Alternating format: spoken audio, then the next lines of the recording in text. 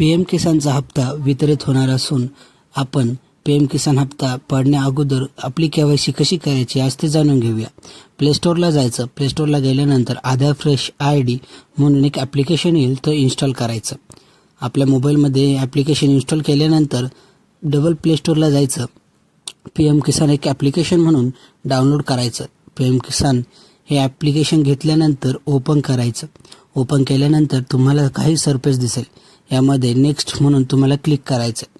थोडा वेळ लोड घेईल किंवा नेट हे व्यवस्थित चालत नसल्यामुळे असं लोड घेत आहे।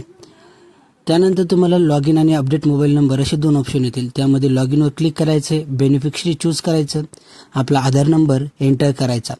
आधार नंबर एंटर केल्यानंतर PM किसान ॲप्लिकेशन हे तुम्हाला टर्म्स अँड कंडिशन प्रोव्हाइड करण्यासाठी एक टर्म देईल, ते टिक करायचं आणि आधार फेस ID तुमचा चेहरा घेण्यासाठी पुढे येईल आणि त्यानंतर तुमचे डोळे घेईल। असे या प्रकारे PM किसानची KYC घरबसल्या केले जाऊ शकते।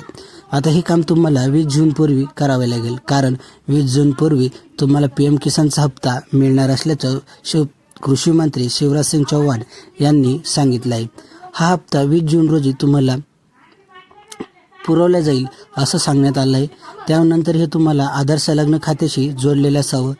अशी KYC केल्यानंतरच तुमचा PM किसानचा हप्ता येईल व 23 हप्ता तुमच्या खात्यामध्ये जमा होईल।